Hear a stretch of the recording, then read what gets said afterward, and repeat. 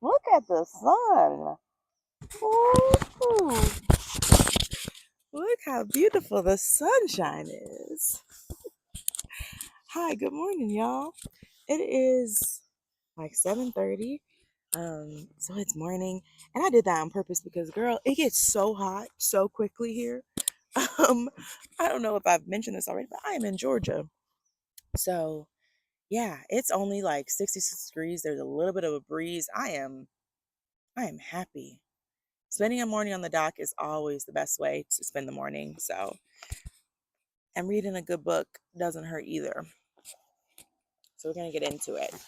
I think I've mentioned before, but the book is divided into um, 5 parts. And so we are actually starting part 2, where we talk more about the resistance element, right? So I would say the first part is talking about what was the context, where are we at historically, but we get into the phoenixes. The part 2 is called the phoenixes, and it starts with a quote saying, "Hope is a discipline" by Mariam Kaba. Kaba. I don't know. You'll see. I was about to tap. Oh my gosh! I was about to tap the book to to make the book less blurry. Help me, Lord. Okay, so for this next section, my intention is to provide a bit more summary, as well as direct reading. So we'll do a little bit of both. I'm going to start by reading chapter 5. The part covers chapter 5 through 7. So we'll talk a little bit about a lot. Um, Yeah. Ooh, there's just there's so much. I think I don't know if we already read it, but maybe this in this chapter, I think 1 in 5 Black folks post enslavement, post emancipation owned land, which is just incredible to think about. And then, of course, not long after, the terror begins and the robbing of the land and the theft gets real. So we'll explore all of that today. Chapter 5 is called Children of the Dark Are Wiser, 1865 to 1900. And the quote or the epigraph is I was resolved to fight by Frederick Douglass. Okay. Even with the odds stacked against them as the 19th century drew to a close, Black Americans continued to chip away at inequity, carving out corners of the country for their safety and sanity. Page Harris of Maryland was born in 1858 on a plantation infamously known as Bloodhound Manor because of their vicious canines bred for the sole purpose of tracking fugitive enslaved people. We've talked about how nature was used against Black folks, but how animals were used against Black folks. We can think about horses that slave catchers rode on, or even slave overseers sat on. And we could talk about the dogs for sure. Um, yeah, wow.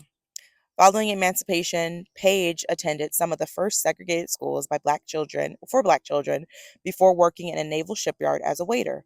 By 1897, Page had voraciously tucked away his earnings and used that savings to purchase a 120-acre vegetable garden. Wow. Uh, Barry Smith, known affectionately as Uncle Barry, also knew the violence of slavery intimately. Born and bred in Sumter County, Alabama, he picked cotton both as an enslaved child and as a free young man. When the Emancipation Proclamation was signed and Uncle Barry attempted to claim his freedom, his former enslaver threatened to whip him, causing Barry to flee. While hiding in nearby woods, Barry found work cooking for soldiers and working for railroads when he could. After years of working, Uncle Barry purchased 47 acres and a quaint home. In less than a decade, people who had been treated as property in the eyes of the law asserted their right to own rather than to be owned. In the aftermath of the Civil War, according to a study by Dr. Lauren Schwinninger, 1 in 5 free Black heads of households had become property owners. People like Monroe Brackens, who was born in Mississippi in 1853 and was freed from bondage at the age of 6 or 7. He worked most of his young life as a cowboy, wrangling and breaking wild horses for white employers. He eventually bought 80 acres of land in Medina County, Texas, where he raised sugarcane, grew watermelon, and rode horses. In his 30s, Monroe married and settled down in Oklahoma after leveraging his Texas farm to purchase a new one. Proof of life. Dr. Schwiniger writes, it is difficult to view this period without being struck by the remarkable expansion of Black property owning. These rates were highest among Black men, urbanites, and mixed race Black people, which speaks to the pervasive nature of patriarchy, colorism, and the consolidation of white power in small towns. Green Wilbanks was a fair-skinned man who called Georgia home all his life.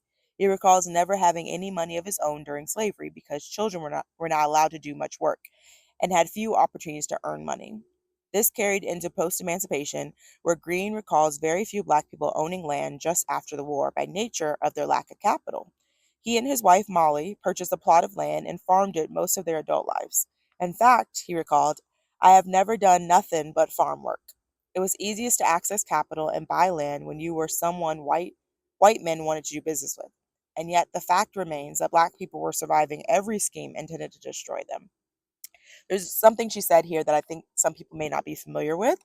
She said that children were not allowed to do much work and had few opportunities to earn money. This was during slavery. Some people don't know that some enslaved people made some money. Now, not significant money, certainly not livable wage or anything like that, but they made money. They were paid for their skilled labor. If you were a carpenter or you were a leather, you like worked with leather, things like that. Your master might even take you in town to work for other people and make some money. Now he would take a huge portion of it again, and then other people did like plantation coins, where essentially they were fake tender, like it wasn't real currency, but it was good for the plantation.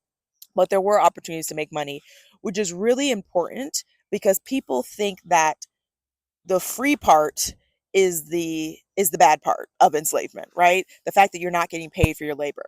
That ain't the bad part, y'all. The bad part is the exploited and the abused part, right? The lack of consent, control, autonomy. That's really the issue. I like to distinguish between free labor and exploited labor because oftentimes we engage in free labor all the time, right? A lot of our family life, a lot of our community life is based on free labor. Now, that labor is typically mutual, hopefully mutual, and you have autonomy and choice around um, how you distribute your labor, and you receive some of the benefits of your labor.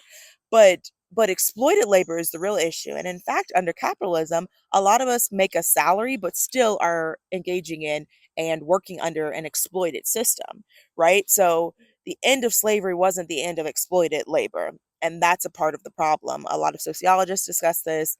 It was certainly something that Karl Marx talked about, and a lot of communists or socialists discuss. But the idea that you should have control over your labor and how it's distributed, and then what the benefits are, and getting those benefits. So I just wanted she slips it in there, and it's important to note. But I don't think a lot of people know that some enslaved people got paid.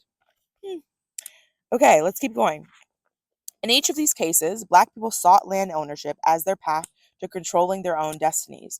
Beatrice Black was born free and married young in Biscoe, Arkansas. Her father in law served in the Civil War and used his earnings to purchase 40 acres from the government. Into her old age, this plot of land became a refuge, somewhere all of her children and their extended families were able to sustain themselves. White people couldn't starve you. I love this part. I'm going to read it slowly. White people couldn't starve you if they weren't your source of produce. They couldn't make you homeless if they didn't own the land you lived on. They couldn't deprive you if you didn't depend on them in the first place. I don't know why it makes me emotional. A lot of the stuff in this book just hits so heavy.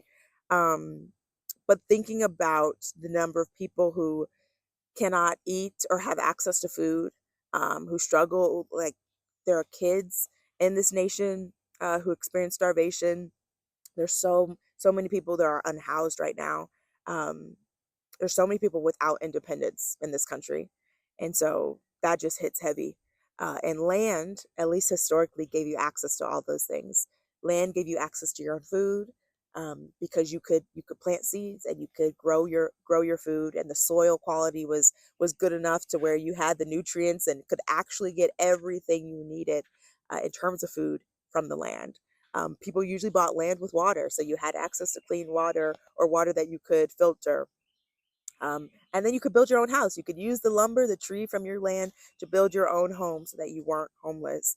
And that is how you gained independence. She talks about it more later, but even the founding fathers knew that ownership was how you had independent people and how you built a citizenship that could be engaged and involved in the politics of life and the politics of society and building a society, because they had an investment. They had a what's it called? They had an attachment because they owned. Like, if I own this land, I care about what happens to it. I care about the laws that are created around it, issues around taxes. I vote. I'm engaged. Like, all of those things come from investment and attachment and connection to the land. And disconnection from the land, not only does that mean that you're dependent on somebody else to produce your food and to provide housing and any number of things, to provide labor, all of those things. Detachment of land means you're dependent, but it also means that exploitation of land is more rapid and more common, right? If people do not have relationship with the land, they don't know the land, they don't love the land, they are liable to just say, yeah, throw up a data center. Who cares? The data center is going to make me more money, more capital, give me more power than the land could. And in the metrics of capitalism, yeah, it probably would, but that disconnection is what is harming us so much. And that disconnection for Black folks, for Indigenous folks, is very unnatural, because we wanted access to the land, we wanted and had access to the land, right? These people are buying 100 acres, 40 acres, 80 acres, and they're building thriving lives and communities on this land, and then it gets stolen, it gets disrupted. And as I sit here on my own property, as steward of this land, I think about how it's changed my perception and my perspective of everything, from work to rest to relationship. Connection to the land shifts our relationships from something that's transactional to something that is deeply empathetic and deeply mutual. Everything that I put in the land gives back on some immeasurable way. Even just sitting here by the water and experiencing the peace and calm of it. Anything that gets thrown into this water, I take out, because I know that the water is a living thing, right? And I want to take care of it because it also takes care of me. That mutual exchange is so important, and we've broken and severed that connection, not just through lack of ownership, but just lack of experience and time spent in nature. So much of our lives are spent in man-made constructs and buildings, right? If you're in the city, you are going from a man-made home to a man-made car to a man-made workplace, and having to abide and work your life around man-made schedules, a 9 to 5, Monday through Friday, only having 2 days where you can be fully autonomous. All of that creates in us a rhythm and pace of life that is man-made, man constructed, and it's such a privilege to be able to step away from that. So many people now are buying land and homesteading and selling their produce and leaving their jobs, and again, it's a privilege to be able to do that. But once upon a time, it was just a product of, I worked for a few years, I made enough money, and then I could buy it, right? Like, people post enslavement are buying 100 acres, 80 acres. That's how accessible it was. You just had to have a little capital. Now, even that has been disrupted by systems that man has made. I'm back. So I'm going to jump forward in the chapter a little bit to talk about one of the key institutions that helped Black land ownership. And no, it was not banks. It was the church. So I'm going to start reading on chapter or page 66. It says, overwhelmingly, one of the most influential and most consistent forces driving Black land ownership and wealth building was the Black church.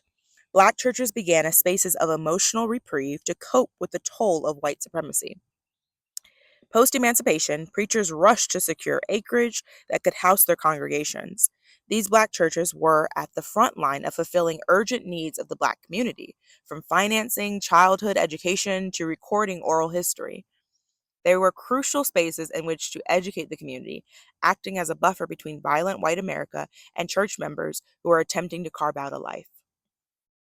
Black churches have helped ensure the stability and prosperity of Black people. Many scholars have rightfully criticized the ways Christianity was both introduced to and weaponized against Black Americans, as well as the oppressive role evangelical Christianity has played in American politics. Still, many Black clergy and faith leaders reappropriated the Christianity of their masters into a tool towards liberation, and they extended tangible support to their parishioners. There is something to be said about how the church has specifically helped finance Black land ownership. In some instances, churches complemented the work of the Freedmen's Bureau in uplifting and expanding Black banking institutions. As John Hope Franklin and Alfred A. Moss Jr. reiterated in From Slavery to Freedom, the church served as an agency for the improvement of the social and moral conditions among Negroes.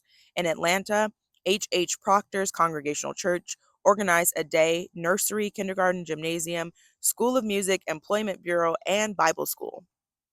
Karen Cook Bell explores this phenomenon in her book, Claiming Freedom. She recounts that the church became the center for everything and played a major role in holding the community together. Land, land and religion had complementary roles, and these two elements structure the community, and that these two elements structure the community. Land and religion. That's interesting to think about, the connection between land and religion. Common fundraising tactics that originated in the late 19th century, Black churches include um, building funds. We've all heard about the building fund. If you grew up in the Black church, you've heard about the building fund. Um, where was I? Building funds, which have remained a staple in the community. Growing up as the daughter and granddaughter of Pentecostal Baptist pastors, I saw posters with drawn thermostats measuring the status of fundraising efforts. I remember my grandma's church. She went to a Baptist church. Yep, there was always a building fund. My church home in New Haven, Connecticut, was host to blood drives, extracurricular activities for children, and many other community services for predominantly Black areas. My grandparents' church in New York also served as a food bank, with plans to build affordable housing for the elderly. These institutions were always more than places of worship. That's important because I think some people think disconnection from religion or stepping away from Christianity is kind of neutral. It's just about religion. But the Black church has represented so many things. It has really been an organizing institution for Black folks and Black communities, that stepping away from religion doesn't always mean that folks want to step away from that communal aspect and what the Black church has meant for them and their family and their communities. She continues, building funds are a way that churches and other houses of faith crowdsource the finances needed to acquire land, build edifices, and or maintain property. Typically signified with a publicly displayed marker of fundraising progress, these funds are characterized by community accountability and community ownership. Everyone contributes and everyone watches the fund grow over time. In the process of institution building, Bell expounds, nearly every African American community in Low Country, Georgia, sought to secure title to land for church purposes. In the AME Church, as well as in other churches, committees on deeds and homesteads were established in each district of South Georgia for this purpose. According to W.E.B. Du Bois' 1907 report on economic cooperation among Negro Americans, in 1876, the AME Church raised $169,558.60 in 1 year. Jeez. Bell goes on to share the story of First Bryan Baptist Church and a Black woman parishioner, Elizabeth Eddy. Eddy made monthly contributions to the building fund of her church, paying $3 regularly toward rebuilding on a new site. In instances like these, churchgoers become stakeholders in land and edifices they wouldn't have been able to afford alone. These churches became venues for celebrations, sources of emotional comforts, and eventually even burial sites. Further, the building funds proved incredibly successful both for the expansion of Black churches and the inspiration implanted in the minds of participants. Many Black Southerners hadn't even dared to dream of a life beyond sharecropping until their pastor showed the power of collective action. If these if if these all Black organizations could raise capital and hold deeds to land across the South, what was stopping their patrons from exerting their own power in similar ways? I hear that and I think immediately faith without works is dead. Doing the practical work of land ownership, of accumulating capital, and of showing people what can happen, what's possible, right? So we talked about how much land ownership happened post emancipation, right? 1 in 5 Black heads of household own land. Um, But for those who didn't have the faith, the imagination, the belief that there was anything beyond sharecropping, having a institution, a legitimate institution that supports the community, loves the community, provides resources to the community, show them the way. Hey, through collective action, if we all pull our money together, if we engage in mutual aid, if we have building funds, we can all secure land and benefit from and experience the independence attached to land ownership. That's really important because it challenges the individualistic approach to it, right? Some people were able to work for 10, 20 years, accumulate capital, and then buy 100, 40, 80 acres of land, which is really amazing, really important. But some people weren't, whether because they could not accumulate the capital or they couldn't even imagine a future where they had independence, Black independence, right? When you grow up under a system of oppression, it impacts you internally. I think, I don't want to misquote, but I'm pretty sure it was Zora Neale Hurston that said it wasn't, or Audre Lorde. I want to say it was Audre Lorde that said it's not just about liberating yourself from systems of oppression. It's about removing the ideologies within you, the master's way of thinking within you. That's what true liberation ends up looking like, right? So it's not just what is going on externally, but what's going on internally.